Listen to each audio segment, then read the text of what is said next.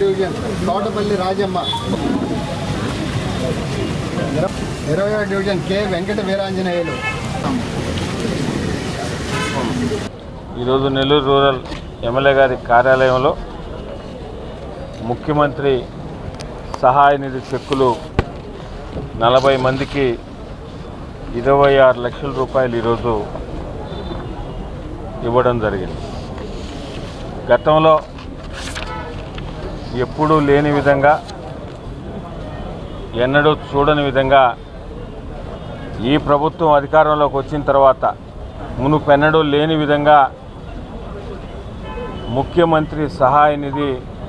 చెక్కుల పంపిణీ కార్యక్రమం ఎంతో అద్భుతంగా జరుగుతుంది. గతంలో చూసాం, ఇప్పుడు ఈ 23 నెలల్లో కూడా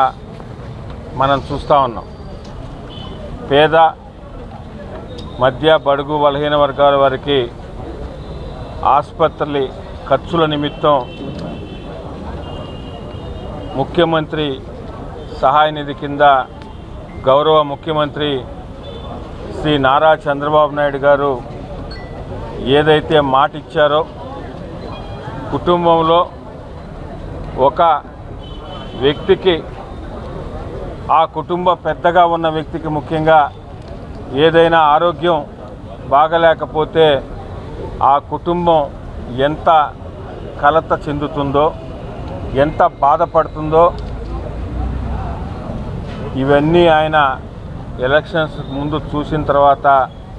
అదేవిధంగా యువనేత నారా లోకేష్ గారు ఇవ్వగలంలో ఇవన్నీ చూసిన తర్వాత మాట ఇవ్వడం జరిగింది.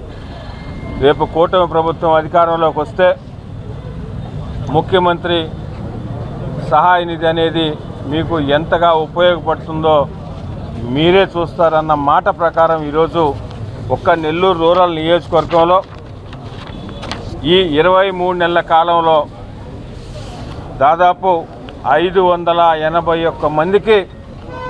5,15,00,000 రూపాయలు ఈరోజు 23 నెలల్లో ఇవ్వగలిగామంటే దానికి కారణం ఈ కూటమి ప్రభుత్వం, ఈ గౌరవ ముఖ్యమంత్రి శ్రీ నారా చంద్రబాబు నాయుడు గారిని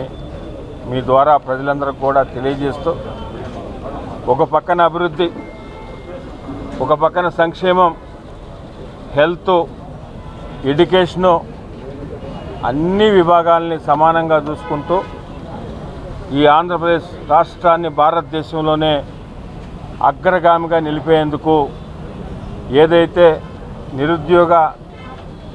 యువత ఎదురు చూస్తుందో ఆ యువత కోసం యువనేత నారా లోకేష్ గారు ఇప్పటికే ఈ 23 నెలల్లో 21 లక్షల కోట్ల పెట్టుబడితో 657 ప్రాజెక్టులు తీసుకొచ్చి మాట ఇచ్చిన ప్రకారం కూటమి ప్రభుత్వం వచ్చిన తర్వాత 20 లక్షల ఉద్యోగాలు ఇస్తామని హామీ ఇచ్చిన ప్రకారం ఈరోజు 21 లక్షల ఉద్యోగాలకు ప్లాన్ చేసిన వ్యక్తి జాబ్ క్రియేటర్ యువనేత నారా లోకేష్ గారు. తర్వాత 24వ డివిజన్ పూడి సుబ్బారావు లక్ష్మి, 24 రెడ్డి రాజేశ్వరి, 20 ఇంతాఫ్, 30 బండారు రమణ, 32 తాళ్ళూరు హసీనా షేక్ హసీనా జతృత, 33 తిరువీధుల గణపతి,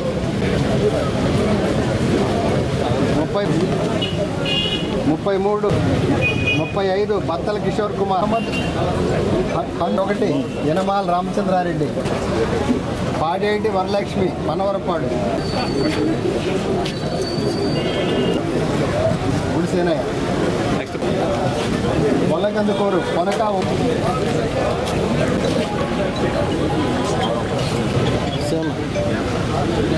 సులోచనమ్మ పొట్టేపాలెం,